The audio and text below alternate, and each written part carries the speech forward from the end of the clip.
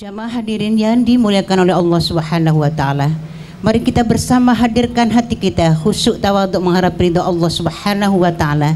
Tibalah saatnya itu mau'izatul hasanah, pengajian bulanan atau Lailatul Istima yang akan disampaikan oleh Al-Mukarram wal Mukhtaram Bapak Profesor Dr. Kiai Haji Said Agil Siraj MA wa ilaihi falyatafaddal mashkuran. Allahumma salli wa sallim ala Sayyidina Muhammad.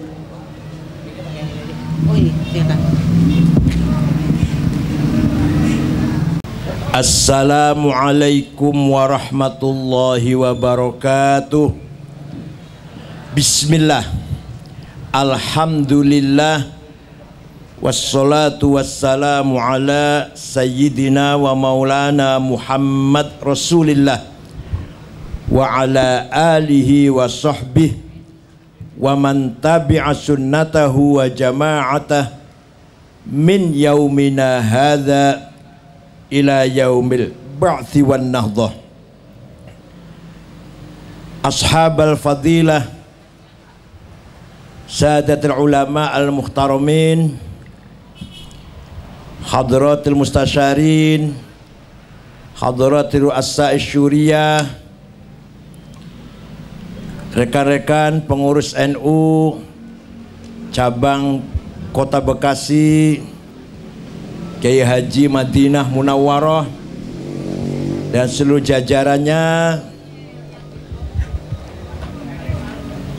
Bapak yang mewakili PLT Wali Kota Al-Mukarram Dr. Inayatullah A'azzahullah bi'izzih, Ibu Camat Bekasi Timur yang saya hormati, dan tokoh masyarakat kita Bapak Haji Insinyur Sujatmiko Athalallahu baqa'ah zukhran lana wal ummah, panjang umur fi sihatin wa afiyah,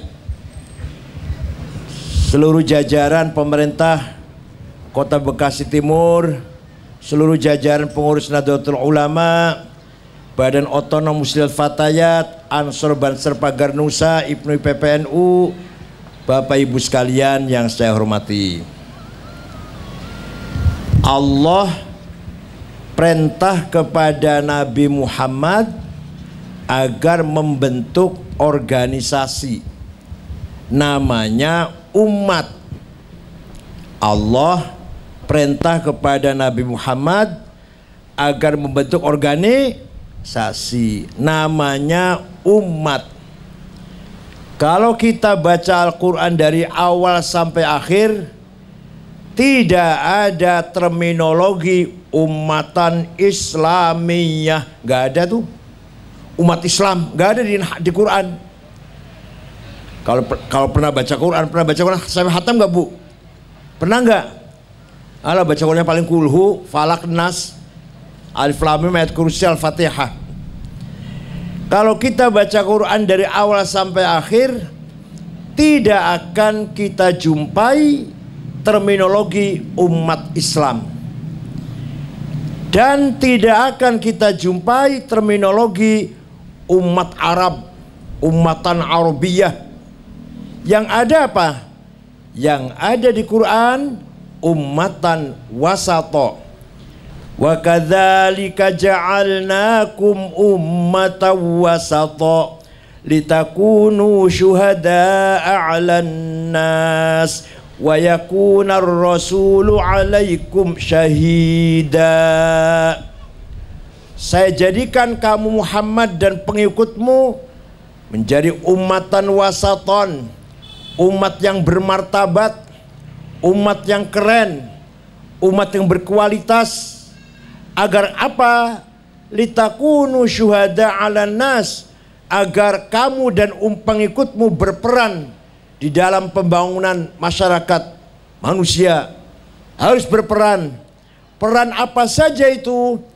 Syuhada 'alan nas, syuhudan diniyan, peran agama, syuhudan thaqafiyan, peran peradaban pendidikan, syuhudan hadariyan, peran budaya dan kemajuan, syuhudan ijtimaiyan, peran sosial, syuhudan sia-sian peran politik. Jadi yang diharapkan dari umat Nabi Muhammad itu perannya, bukan hanya jumlahnya. Ya syukur jumlahnya banyak dan berperan, syukur. Jumlahnya banyak dan berperan. Paling tidak kalau jumlah banyak tidak penting. Yang paling penting peranannya. Syuhada 'alan nas, berperan di dalam tengah-tengah masyarakat. Syukur jumlahnya banyak, peranannya pun besar. Pertama, syuhada 'alan nas, syuhudan dinian. Peran agama. Kewajiban Nahdlatul Ulama, para kiai-kiai pesantren, kiai-kiai tarakat, kiai-kiai majelis taklim harus selalu dakwah Islam. Harus selalu mendakwahkan agama Islam. Dakwah dengan cara apa? Bil hikmah wal mau'izatil hasanah wal mujadalah billati hiyal husna. Metode dakwah dalam Al-Quran dikatakan, dakwah tidak boleh dengan kasar, dakwah tidak boleh dengan mencaci maki, apalagi sweeping bawa pentung, apalagi. Tapi orang Bekasi banyak itu. Tapi Bekasi Utara nggak ada ya? Bekasi Timur nggak ada ya? Mengapa ketika Fathu Makkah, orang Mekah tahun 8 Hijriah yang tadinya memusuhi agama Islam, bahkan membunuh para sahabat, menyiksa para sahabat, menyakiti Nabi Muhammad, tahun 8 Hijriah seluruh penduduk kota Mekah masuk Islam, sehingga jumlahnya orang Islam lebih dari 100.000. Kenapa itu orang Mekah masuk Islam? Karena simpati, tertarik pada akhlaknya Nabi Muhammad yang tidak balas dendam, pemaaf, santun, tidak ada balas dendam kepada orang Mekah yang dulu menyakiti, yang dulu membunuh beberapa sahabat. Sahabat Sumayyah, sahabat Yasir dibunuh, menyiksa Sayyidina Bilal, Sayyidina Syu'ab Ar-Rumi, Sayyidina Mus'ab Umair disiksa. Tapi Nabi Muhammad begitu masuk kota Mekah dengan kemenangan tahun 8 Hijriah, semua dimaafkan. Dengan sikapnya Nabi Muhammad yang lemah santun itu, orang Mekah berbondong-bondong menyalami Rasulullah dengan mengucapkan bi abi wa ummi antal karimu benil karim benil karim. Sungguh demi ayahku dan ibuku, engkau Muhammad orang mulia, putra dari seorang ayah yang mulia, cucu dari seorang kakek yang mulia. Apalagi tadi pesan dari Ketua MWC Kiai Dr. Fakih Hakim, NU di Bekasi Timur harus menyebarkan akhlakul karimah, harus membangun budaya masyarakat yang berakhlak, santun, jauh dari radikalisme, ekstremisme, apalagi terorisme. Ada nggak di Bekasi Timur teroris? Ada ya? Tanggung jawab Ketua NU itu. Bersama-sama pemerintah harus bersama-sama bagaimana menghilangkan, jangan sampai di Bekasi Timur ada teroris. Ayo kita perjuangkan dengan cara yang santun perjuangannya. Allah memuji Nabi Muhammad, fabima rahmatim minallahi lintalahum walau kunta faddan ghalidhal qalbi lan faddu min hawlik fa'fu anhum wastaghfir lahum wasyawirhum fil amr fa idza azamta fatawakkal 'ala Allah innallaha yuhibbul mutawakkilin. Muhammad, karena sifatmu yang santun, akhlakmu yang baik, perilakumu yang halus, pemaaf, maka orang Mekah berbondong-bondong masuk Islam karena simpati pada kamu. Seandainya kamu walau kunta faddan ghalidhal qalbi, kalau kamu Muhammad congkak, sombong, kasar, caci maki, mengancam-ngancam, bawa pentung, sweeping, takbir. Ada nggak di Bekasi gitu? Ada ya? Nggak ada. Bukan Bekasi sini. Lan faddu min haulik, niscaya orang Mekah akan lari meninggalkan kamu, tidak akan masuk Islam. Kalau kamu congkak, sombong, kasar, orang Mekah ketakutan, lari menjauhi kamu Muhammad, tidak akan masuk Islam orang Mekah.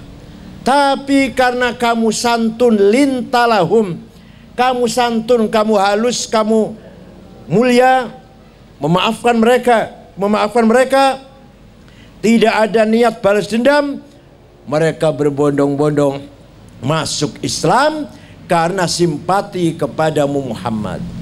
Ini bagaimana cara kita merawat masyarakat, merawat kekayaan sosial. NU ini warganya banyak, katanya sampai 104 juta NU ini. Jadi kalau jumlahnya orang Islam berarti sudah 60% dari jumlah orang Islam, NU semua. Minimal simpati pada NU lah. Nah, jumlah yang banyak ini perlu dirawat, perlu dipelihara. Jangan sampai merosot, jangan sampai berkurang. Syukur-syukur harus menambah dan lebih kuat, solid lagi. Jangan sampai malah berkurang. Na'udzubillah. Hati-hati anak kita, bapaknya NU, ibunya NU, anaknya anti NU. Apa itu ayah ibu itu? Menyembah tauhid, menerima Pancasila, menerima negara NKRI bukan negara Islam. Wa man lam yahkum bima anzalallah faulaikumul kafirun. Barang siapa menjalankan hukum bukan hukum Allah, kafir. Indonesia kafir, karena hukumnya bukan hukum Allah. Itu banyak, bukan banyak sih, adalah beberapa lah. Anaknya orang NU, bapaknya kiai atau ustadz, ibunya juga aktivis muslimat, tapi anaknya jauh dari NU, bahkan membenci Nahdlatul Ulama. Ada tidak di Bekasi sini?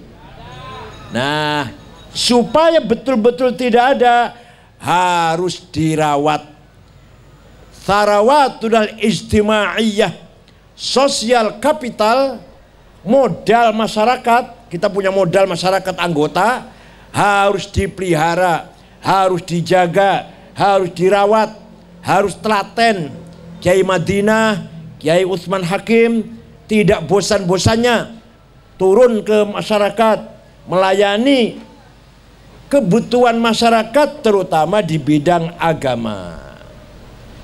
Prinsip wasatiyah, prinsip middle ide, ideologi tengah harus kita perkuat. Islam yang benar adalah wasaton, litakunu syuhada 'alan nas,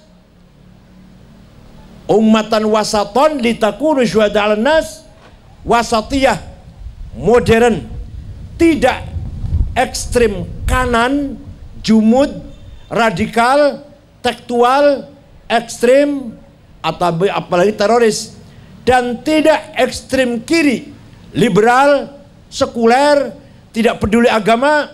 Itu harus kita jaga, itu harus kita jaga. Apalagi sekarang era medsos, era Google, era YouTube, era iPhone, manfaatnya besar sekali. Google, YouTube itu manfaatnya sangat besar. Seluruh kitab apa saja ada di Google.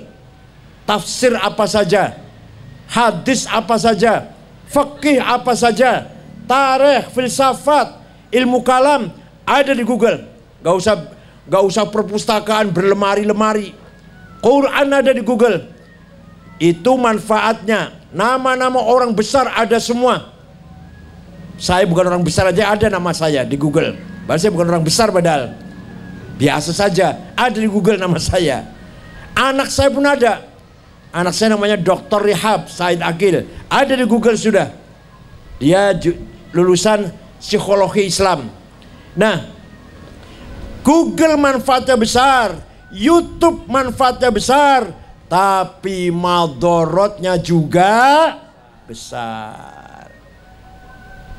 Coba kita lihat berita dari Google tuh, lihat berita penting, berita G20, berita Muktamar Muhammadiyah, berita kasus-kasus apalah. Tapi di sela-sela berita ada iklan obat kuat. Tidak hanya iklan, gambarnya porno. Ya enggak Bu? Ya enggak Bu? Iyalah, biasa buka-buka medsos kan? Ya enggak? Nah itu kalau dibiarkan tidak dijaga anak cucu kita, akan jadi apa? Wallahu a'lam. Akan digrogoti budaya kita, akhlak kita. Anak-anak kita bisa mengatakan, apa itu cium tangan orang tua? Kuno. Apa itu cium tangan kiai? Kuno. Apa itu kita kalau nikah harus izin orang tua? Kuno itu, sudah ketinggalan zaman. Sekarang sudah modern. Ini gara-gara pengaruh dari pop culture war, al-ghazwul hadari. Pop culture war yang bisa menggerogoti budaya kita, akhlak kita, sehingga generasi anak muda kita tidak bangga dengan akhlak dan budaya kita, tidak bangga dengan tradisi yang kita warisi dari orang tua. Ini sangat bahaya sekali dari sisi negatifnya seperti itu. Atau sebaliknya, melihat YouTube ada doktrin radikal, harus mendirikan khilafah, karena kalau belum khilafah Islam gak akan menang. Harus khilafah, harus ganti negara Islam, sistem khilafah. Nah, kalau enggak, maka kita semua kafir. Bila perlu, ayo kita mati syahid. Begini caranya ngerakit bom. Ada di YouTube Bu, caranya merakit bom, caranya merakit senjata, ada. Dibaca oleh anak kita. Ini sangat-sangat berbahaya. Sekali lagi kesimpulannya, maka NU harus tidak bosan-bosan, rajin-rajin terus-menerus menjaga tharawatil ijtimaiyah, sosial capital, kekuatan masyarakat. NU bukan organisasi politik, NU bukan organisasi profesi, tapi NU organisasinya masyarakat. Di dalamnya macam-macam. Ada kiai, ada sarjana, ada orang kaya, ada pelajar, ada ibu-ibu tua, ibu-ibu masih agak muda, pelajar, ada semua dalam NU. Ini namanya quwwah madaniyah, quwwah mutamaddinah, civil society, yang akan memperkuat persatuan dan kesatuan Indonesia. Itu organisasi Nahdlatul Ulama, lepas dari kepentingan politik praktis. Partainya apa saja, yang penting NU. Masya Allah. Malah bila perlu, nggak usah mikir pusat, mikir kabupaten atau kota saja. Semua partai ketuanya orang NU. Setuju juga itu? Ketua Golkar NU, Ketua Demokrat NU, Ketua PDI NU, Ketua Gerindra NU, Ketua PAN NU. Ayo. Kalau PKB pasti NU kalau PKB. Ketua PAN NU, P3 NU, Nasdem NU. Nah itu sulit tuh, itu sulit yang itu tuh. Karena ideologi, sulit itu. Gak usah mikir pusat lah, cabang aja dulu. Itu supaya apa? Supaya kita bisa berjuang kemana-mana. Tidak sempit, tidak seperti apa? Katak di tempurung kan gitu ya. Geraknya harus luas. Di Golkar ada NU, di Nasdem ada NU, di Gerindra ada NU, di PDI ada NU. Tapi NU-nya jangan luntur, yang militan. Insya Allah bermanfaat untuk menjaga, merawat warga Nahdliyin, warga NU. Dah, Itu tanggung jawab kita semua itu. Namanya syuhudan diniyan ijtimaiyan. Menyambung tadi sudah disinggung oleh Kiai Dr. Asep Basyuni, sangat bagus. Isinya tadi sangat bagus. Bagaimana kita harus taklid kepada ulama. Imam Syafi'i yang nama lengkapnya Muhammad Abu Abdullah Muhammad bin Idris bin Uthman bin Abbas bin Syafi' bin Musayyab bin Abdul Ubaid bin Abdul Muttalib. Itu nama lengkapnya Imam Syafi'i. Lahir tahun 150 Hijriah di kota Gaza, Palestina. Wafat di Kairo, Mesir tahun 204. Jadi usianya hanya 54 tahun. Tapi berjasa besar. Imam Syafi'i berjasa besar meletakkan prinsip-prinsip tawassut di dalam syariah. Apa caranya? Gimana caranya? Menggabungkan antara Quran hadis sebagai nusus muqaddasah, teks yang sakral, digabungkan dengan akal. Quran hadis saja, teks saja nanti jumud, akal saja nanti liberal. Maka Quran dan hadis sebagai sumber yang paling pokok, tapi tidak boleh dibiarkan sendirian, harus dipahami dengan akal.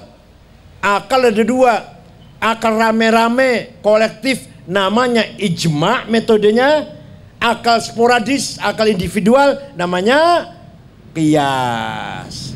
Ya, kalau lain kali bisa saya terangkan agak mendetail kalau ada pertemuan khusus lah. Contoh satu aja contoh. Quran itu ada perintah sholat sampai 62 kali. Aqimus sholah, aqamus sholah, yuqimunas sholah, aqimis sholah. Wajib sholat 5 waktu, wajib sholat, wajib sholat, wajib sholat, wajib sholat. Berapa kali sholat yang wajib? Namanya apa sholat tersebut di Quran tidak ada. Pernah baca Quran gak, Bu? Pernah baca Quran gak, Pak? Pernah? Ada baca, pernah mengatakan sholat itu 5 kali, namanya zuhur, asar, maghrib, isya, subuh. Ada di Quran?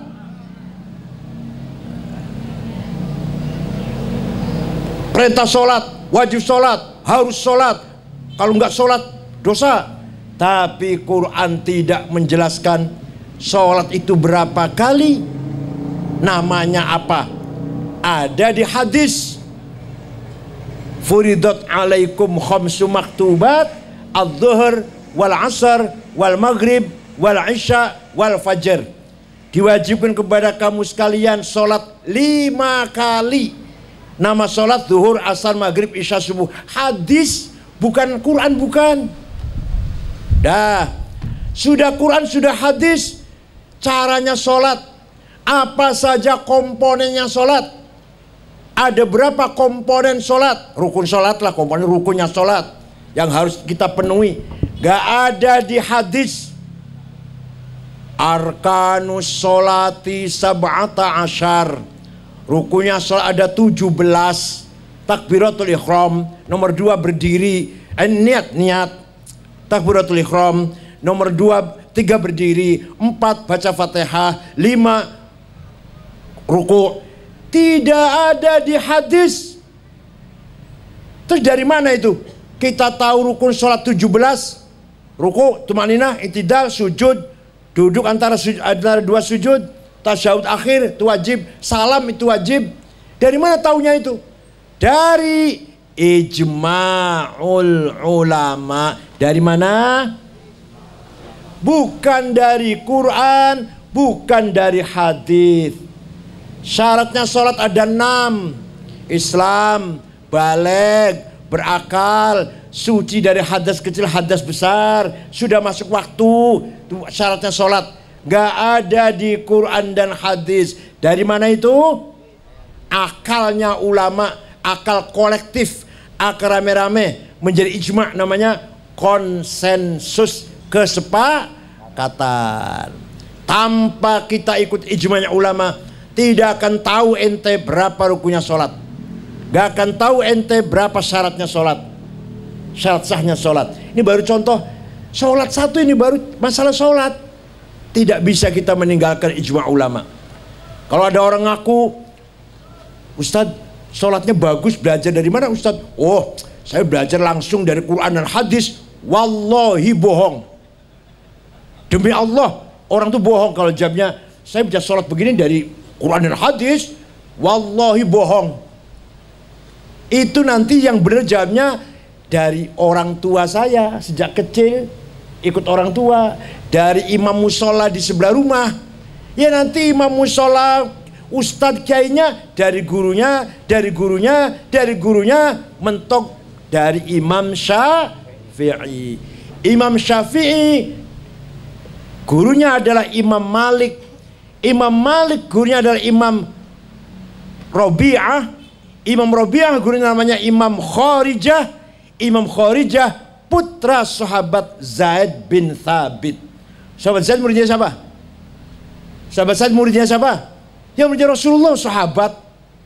Sahabat Zaid muridnya siapa? Rasulullah. Sahabat Zaid punya murid namanya punya anak namanya Kharijah. Jadi ulama besar. Kharijah punya murid Syekh Rabi'ah, laki-laki Rabi'ah tuh. Rabi'ah punya murid Imam Malik. Imam Malik punya murid Imam Syafi'i. Paham tidak? Nah, kita sebenarnya kalau kita urut-urut, sholat kita dari siapa? Dari guru saya, dari kiai saya. Gurunya dari mana? Dari gurunya, dari gurunya, dari gurunya sampai Imam Syafi'i. Gak mungkin kita sholat hanya belajar dari Quran dan hadis. Kita tidak usah taklid, cukup Quran dan hadis saja. Saya tanya, hadis yang paling hebat hadisnya siapa? Imam Bukhari. Imam Bukhari hadis yang paling nomor 1. Ya saya juga tahu, masa gak tahu saya? Saya juga tahu hadis nomor 1 hanya Imam Bukhari. Saya juga tahu, masa saya gak tahu? Ketua umum PBNU gak tahu? Saya juga tahu hadis nomor 1 itu hadis Imam Bukhari. Tapi ente gak tahu nih, Imam Bukhari yang hadisnya sahih nomor 1, beliau hafal hadis 600.000. Beliau hafal itu dengan sanadnya sekalian. Beliau hafal hadis 600.000 dengan sanadnya. Beliau itu muridnya Imam Syafi'i. Imam Syafi'i wafat tahun 204, Imam Bukhari wafat tahun 256 Hijriah. Imam Bukhari muridnya Imam Syafi'i. Udah Abu Dawud, hadis Abu Dawud. Abu Dawud itu muridnya Imam Ibnu Rahaweh. Ibnu Rahaweh muridnya Imam Syafi'i. Ya udah, hadisnya Imam Turmudi. Turmudi itu muridnya Imam Ali bin Hasan. Ali bin Hasan muridnya Imam Syafi'i. Ayo mau apa yuk? Mau apa yuk? Paham tidak? Nah. Yang terakhir, kias. Akal sporadis, tidak melalui pertemuan. Akalnya ulama sendiri-sendiri. Banyak kias itu ada 9. Kalau lain waktu terbatas, saya bisa terangkan. Ada 9 kias itu. Aulawi, burhani, mantiki, jadal, istiqra'i, tamthili, khitabi, sya'ri. Contoh, kalau kita tidak pakai kias, kita nggak bisa ngapa-ngapain. Contoh, sabu-sabu, narkoba, haram nggak? Kok berani mengharamkan? Di Quran ada? Kok berani mengharamkan? Apa di Quran, ayat Quran ada? Inna sabu haram, ada ayat gitu? Hadis ada? Kalau Rasulullah SAW as-sabu haram, ada? Nah, kita bisa menghukumi sabu-sabu haram itu harus pakai kias analogi. Namanya kias burhani, kias fakta. Ini barang memabokkan. Kalau memabokkan berarti sama dengan khomer. Khomer di Quran ada. Innamal khomru wal maisir wal ansab wal azlam rijsum min amalis syaitan. Khomer itu haram, perbuatan setan. Maka ini barang sama dengan khomer haram, karena sama-sama memabokkan. Itu namanya kias burhani. Paham tidak? Ada kias aulawi. Kias aulawi apa? nempeleng ayah ibu di Quran nggak ada itu larangannya, boleh nggak? Nempeleng ayah ibu boleh tidak? Di Quran nggak ada larangannya itu. Yang ada di Quran larangan itu wala taqul lahuma uffi wala tanharhuma. Kamu jangan bentak-bentak ayah ibu dan kamu jangan ngomong kasar dengan ayah ibu. Kalau gitu kita masuk rumahnya ayah ibu nggak usah bentak, nggak usah ngomong, tempelengnya aja. Di Qurannya nggak dilarang. Memangnya nggak ada yang di Quran nggak dilarang. Tapi harus pakai kias. Namanya kias aulawi. Apa? Kalau bentak saja haram, kalau ngomong kasar saja haram, dosa besar. Lebih-lebih nempeleng. Itu namanya kias lebih-lebih namanya ini. Kias fabil aula, lebih-lebih Ini kalau nggak pakai seperti ini kita nggak bisa memahami syariat Islam dengan benar. Tadi sudah disinggung sedikit oleh Kiai Asep Basyuni. Kalau tertutup, terbatas, pengurus atau ustadz-ustadz, saya bisa menerangkan secara rinci. Ini terlalu masyarakat terbuka, terlalu rinci, nggak akan paham. Kalau tertutup, saya bisa menjelaskan secara rinci. Ada 9 kias itu. Wala taqrabuz zina, innahu kana fahisyatan wa sa'a sabila. Wala taqrabuz zina, kamu jangan mendekati zina. Yang diharamkan apa ini? Yang dilarang apa? Mendekati. Zinanya kok boleh. Zinanya lebih-lebih. Mendekati saja haram, zinanya lebih-lebih. Namanya kias apa namanya? Aulawi. Nah, peran seperti inilah yang dipegang oleh para ulama Syuriah NU dan harus menjaga dalam rangka menjaga, merawat kapital sosial dari bidang agama. Paham? Warga NU harus dipelihara dengan pemikiran seperti ini. Tadi kata Kiai Asep Basyuni harus taklid. Memang iya. Bayangkan Pak, bayangkan Imam Ghazali, waduh, dunia mengakui, non muslim pun mengakui Imam Ghazali itu luar biasa. Filosof, mufakir, ahli fikih, usul fikih, ilmu kalam, dikuasai semua oleh Ghazali itu. Terkenal sedunia. Sampai sekarang pun Universitas Amerika Harvard mengkaji pemikirannya Imam Ghazali, bidang ilmu jiwa, bidang pendidikan. Boleh dikata lebih pintar daripada Imam Syafi'i karena luasnya Imam Ghazali. Tapi Imam Ghazali taklid pada Imam Syafi'i. Gak pernah Imam Ghazali mengatakan saya ijtihad. Gak. Apalagi SAG Bekasi Timur, ya Allah. SAG sarjana alam. Imam Rozi, Fakhrur Rozi, karangannya 200 lebih. Saya setiap malam Jumat dan malam Senin baca tafsir Rozi. Tafsir yang paling sulit saya baca malam Senin dan malam Jumat. Online, silahkan ikut online. Tafsir paling sulit itu tafsir 16 jilid. Belum ilmu usul fikih 5 jilid, filsafat Al-Matalibul Aliyah 5 jilid, karang-karang yang lain. Tapi beliau segitu pinternya itu taklid pada Imam Syafi'i. Imamul Haramain, imam yang diakui ilmunya di 2 tanah suci, namanya Abdul Malik nama aslinya. Diberi gelar Imamul Haramain, diakui keilmuannya oleh Mekah dan Madinah. Jadi ulama Mekah dan ulama Madinah mengakui Imam Haramain orang alim, orang pintar. Taklid pada Imam Syafi'i. Paham tidak? Paham tidak? Jadi warga NU jangan sekali-kali ngomong saya berijtihad. Kalau ente ingin beristihad, silahkan keluar dari NU sekarang, gak usah besok, sekarang. Kalau NU harus taklid pada salah satu madzhab 4, tapi yang paling terkenal di Indonesia adalah madzhab Imam Syafi'i. Yang kedua, syuhudan thaqafiyan, pendidikan. Harus kita bangun pesantren. Di Bekasi banyak pesantren, Bekasi Timur banyak ya? Siapa? Asogiri. Kiai siapa? Kiai siapa? Asogiri. Pokoknya pesantren harus kita bangun. Pesantren ada Al-Hisnul Hasin, benteng paling kokoh mempertahankan akidah dan akhlak. Itu pesantren.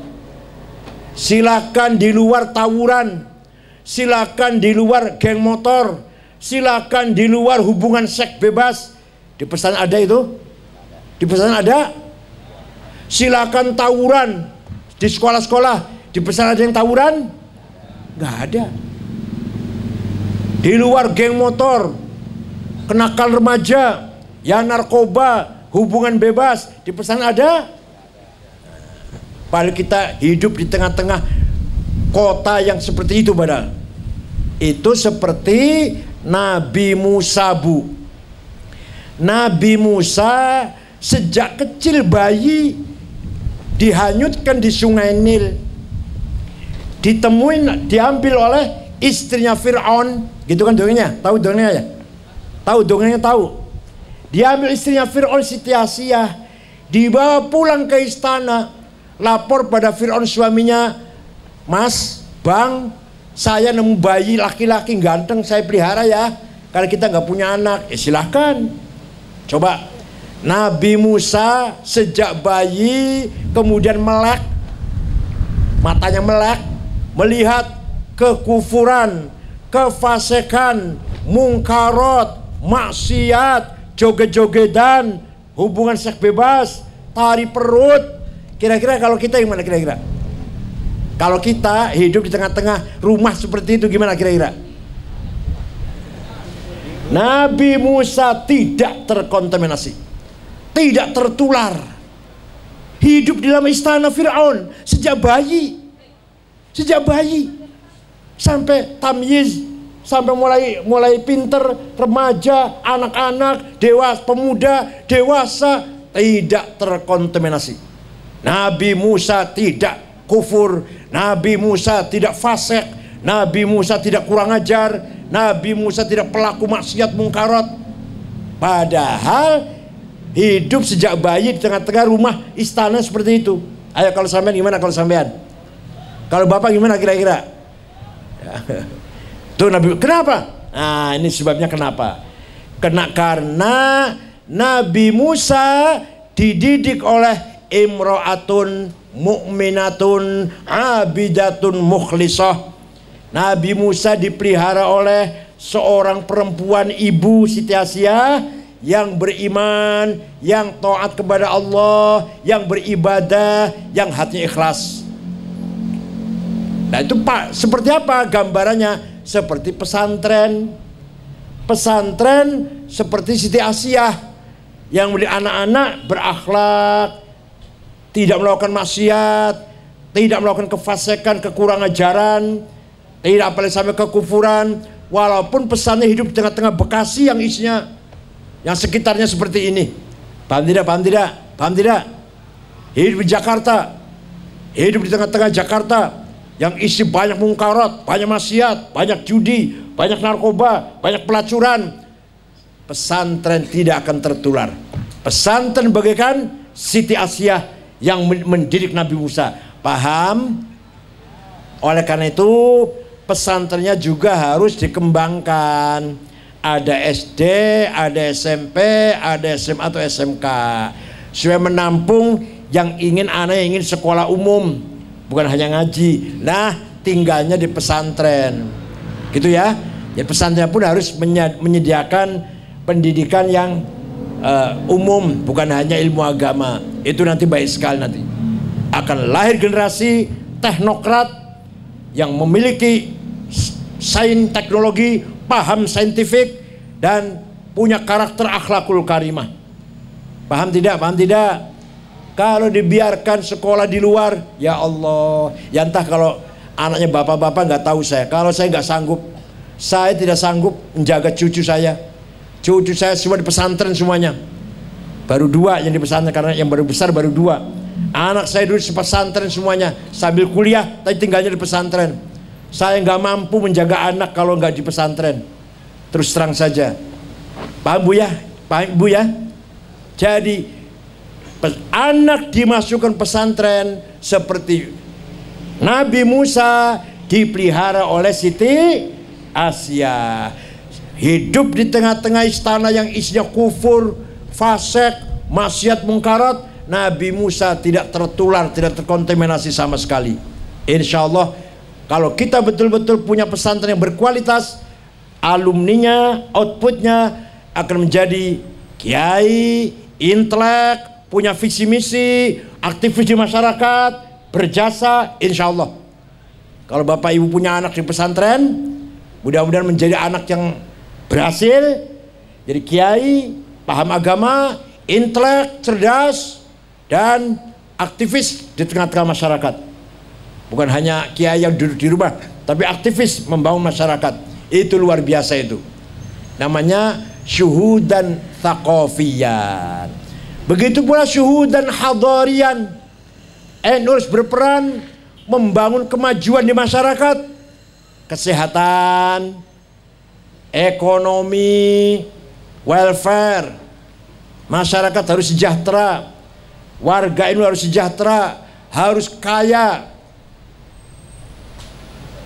Wal yakhshal ladzina law taraku min khalfihim dzurriyyatan dhi'afan khafu 'alaihim falyattaqullaha wal yaqulu qawlan sadida. Quran ini apa artinya? Wal yakhshal ladzina law taraku min khalfihim dzurriyyatan dhi'afan.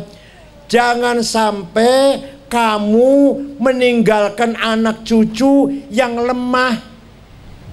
Ayo usahakan meninggalkan anak cucu kalau kita mati, anak cucu kita aqwiya, kuat. Jangan di'afan, jangan lemah. Maka anak cucu kita harus kita perkuat apa? Imannya, agamanya, ilmunya, dan ekonominya. Tidak boleh menjadi mustad'afin. Tidak boleh menjadi mustad'afin. Ayo, atau mustahikin zakat. Ayo kita robah. Anak cucu kita harus menjadi muzaki, yang bayar zakat. Jangan selamanya yang menerima.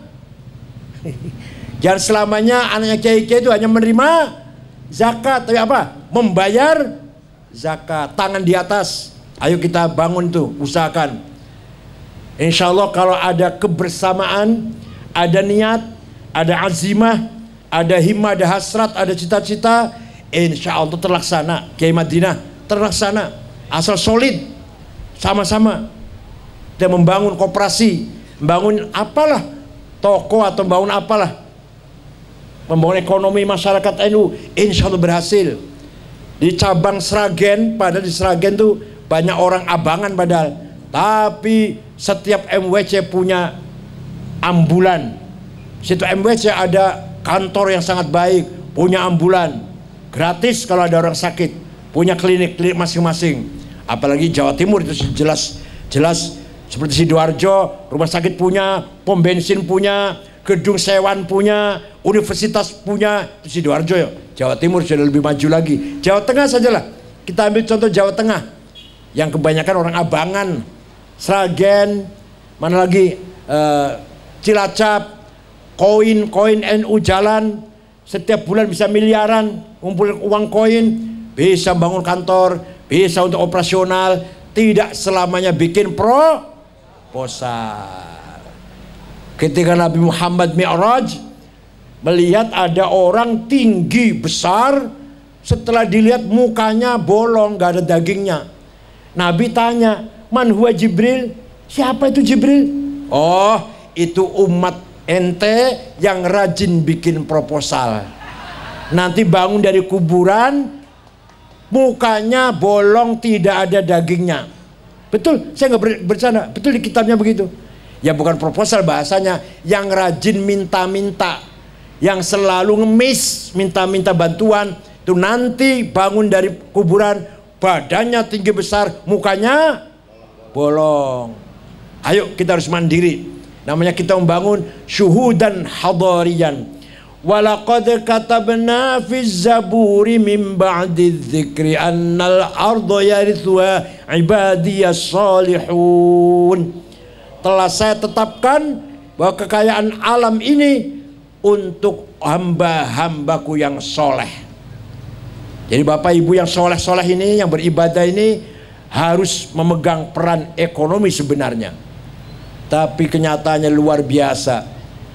Nih, di Bangka, di Pulau Bangka Belitung, di sana tempatnya timah, perusahaan timah di sana. Lah limbahnya dibuang oleh Singapura, dibeli limbahnya. Limbahnya dibuang di pantai itu dibeli oleh Singapura dengan harga mahal. Ternyata limbah timah itu bisa jadi namanya thorium, bisa menjadi bahan nuklir untuk listrik, untuk pengobatan, untuk pertanian. Kita ketinggalan. Kita kaya tapi kita nggak sadar kekayaan kita.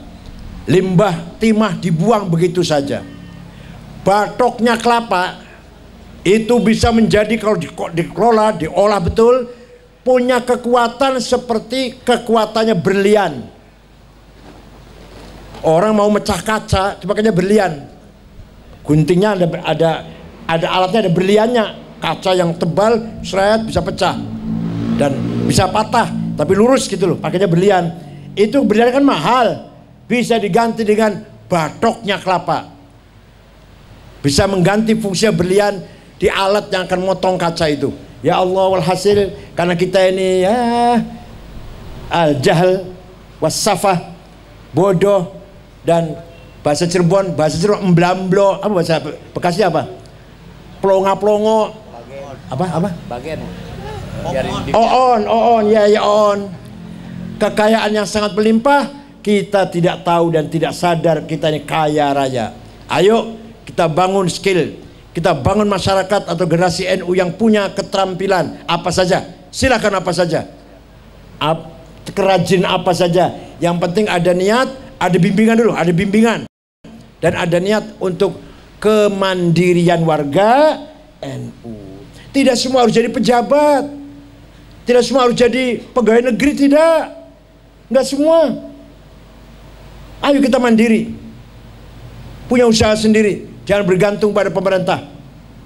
Tidak semuanya harus jadi pegawai negeri, enggak. Betul, paham ya? Nah ini, Allah telah menyediakan bumi ini untuk mencukupi kebutuhannya seluruh dunia umat manusia.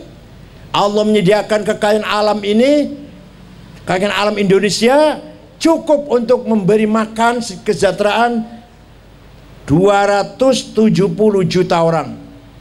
Tapi tidak cukup untuk 10 orang yang korupsi, untuk 10 orang yang tamak rakus.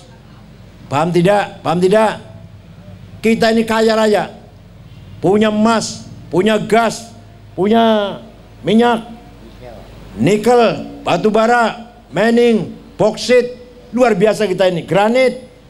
Cukup kalau untuk membuat sejahtera 270 umat.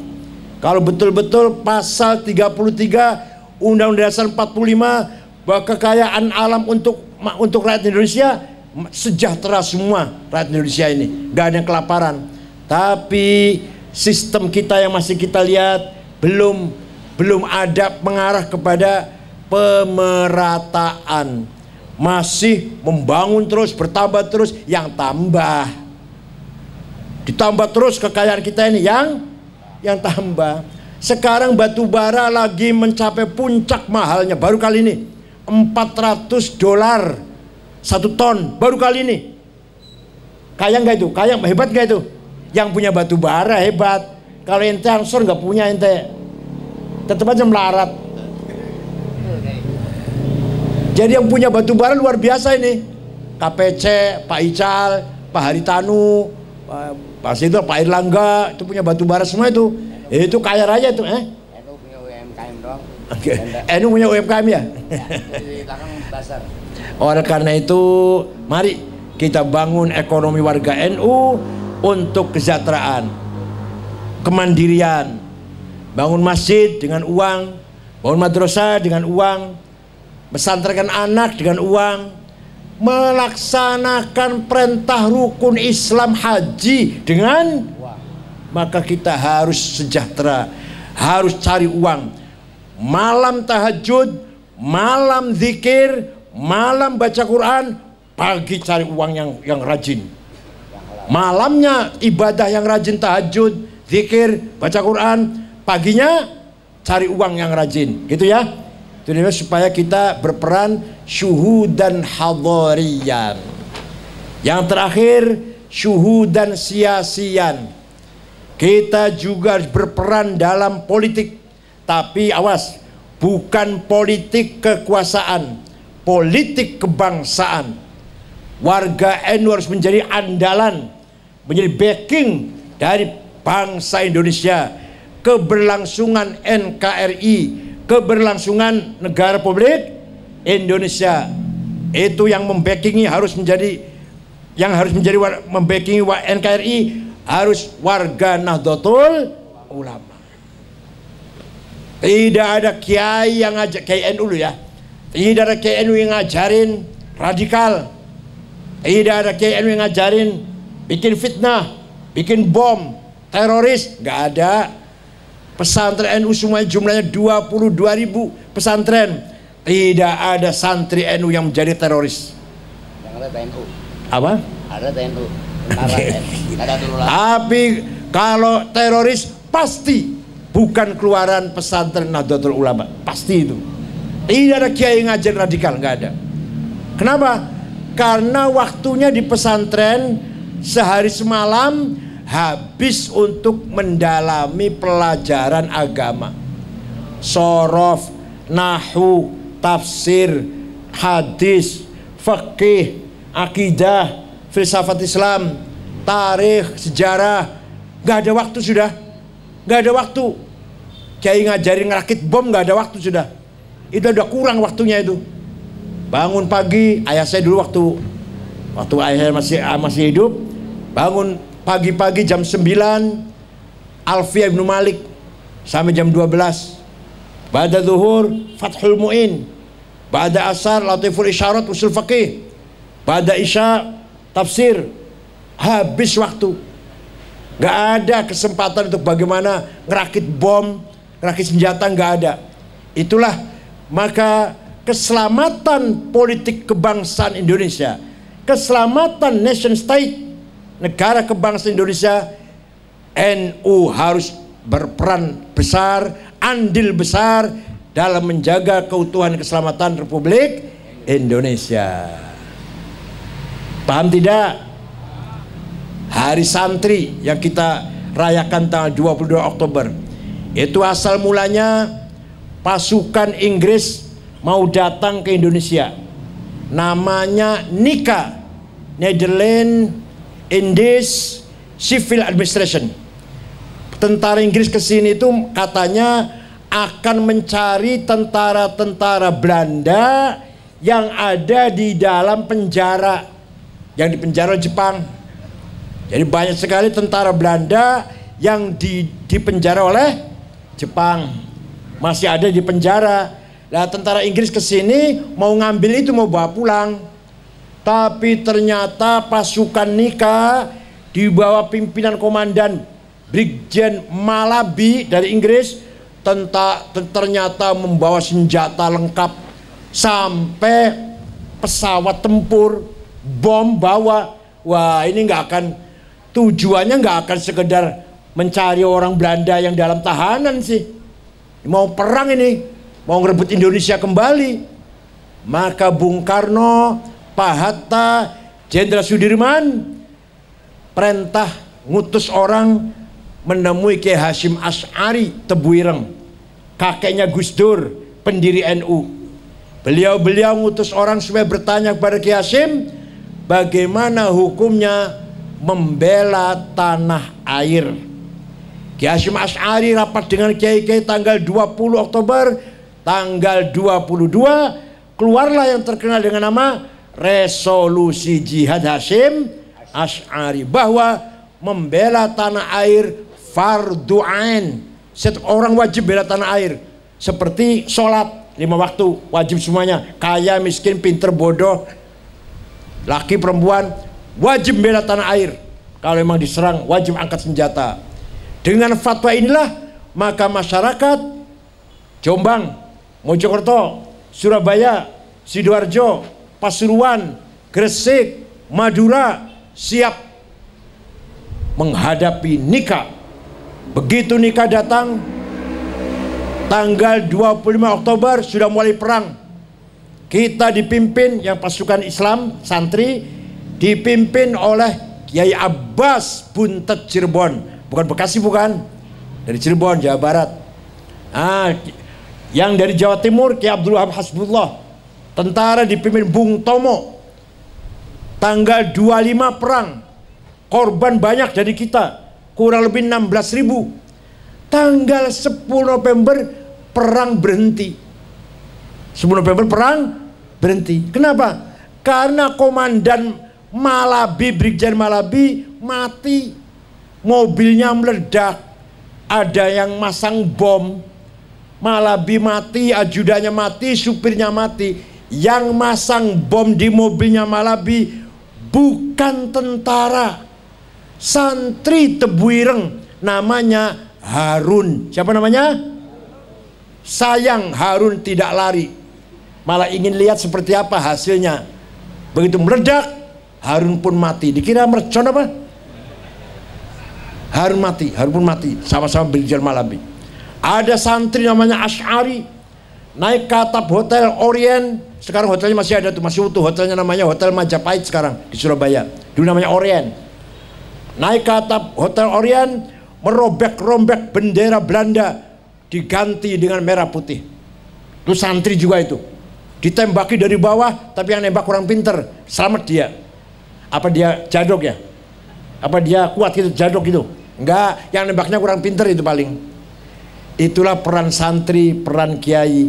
10 November perang berhenti, kita masih mampu mempertahankan NKRI kemerdekaan 17 Agustus 45 berkat fatwa Hasyim Asy'ari yang mampu mengerahkan, memotivasi masyarakat Jawa Timur untuk melawan kedatangan Nika. Paham tidak? Bahkan konon katanya Kiai Abbas Buntet bisa menjatuhkan pesawat tempur, dilempar dengan biji tasbihnya. Ada pesawat lewat, dia tasbihnya dipatahkan satu biji, dilempar, jatuh pesawatnya. Kebetulan mesinnya rusak barangkali. Lewat lagi, ambil tasbih lagi, dilempar, jatuh. Kebetulan kehabisan bahan bakar barangkali. Yang ketiga dilempar, pilotnya mabok.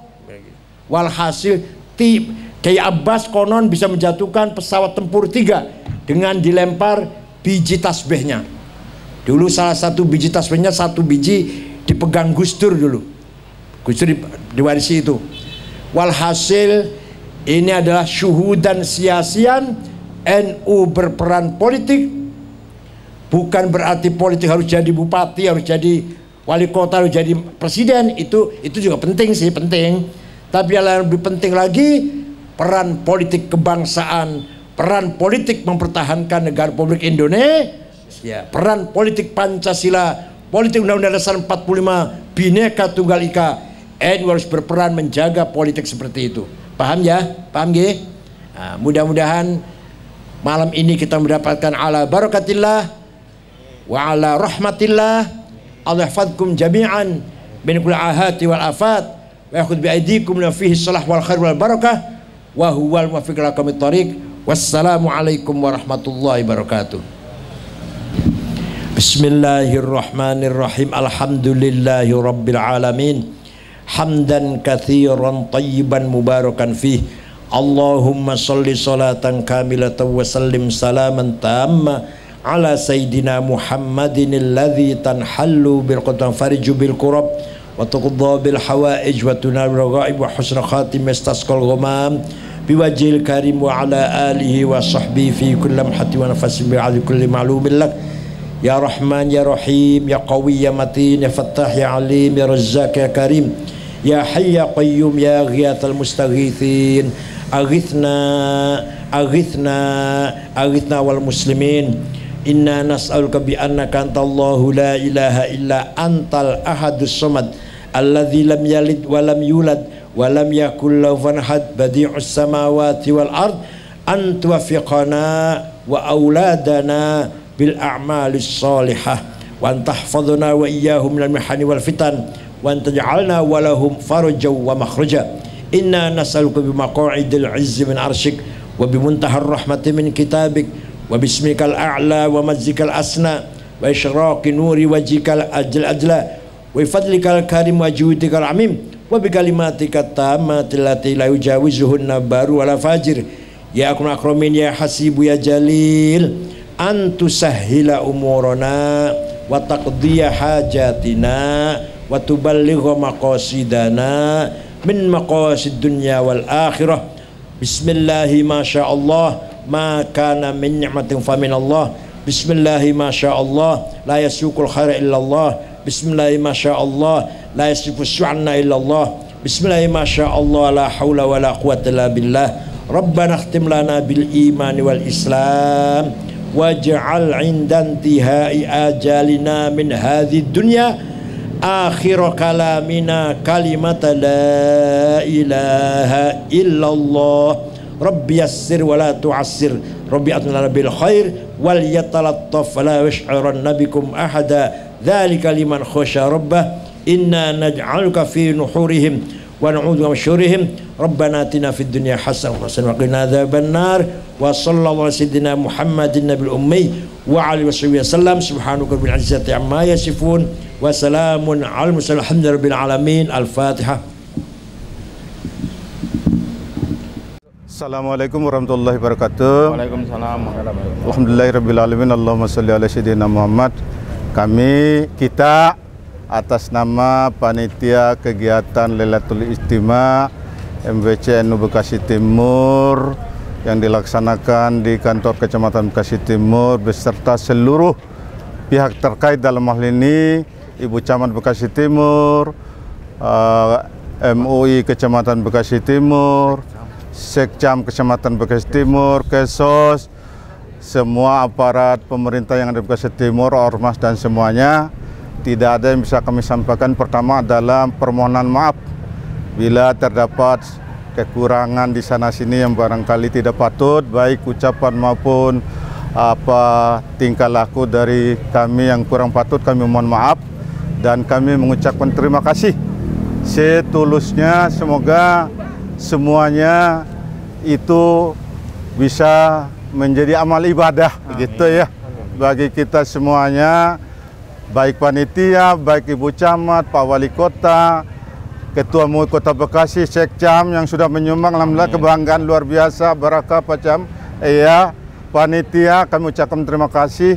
Tanpa kebersamaan, tanpa sinergi antara semua pihak, acara ini tidak akan bisa berjalan dengan baik. Oleh karena itu sekali lagi mohon maaf atas kurangannya. Terima kasih sekali lagi kami sampaikan kepada semua pihak. Semoga jalan ini menjadi ladang amal ibadah bagi kita semuanya di sisi Allah Subhanahu wa taala. Terima kasih. Wallahul muwaffiq ila aqwamit thariq. Assalamualaikum warahmatullahi wabarakatuh. Waalaikumsalam warahmatullahi wabarakatuh.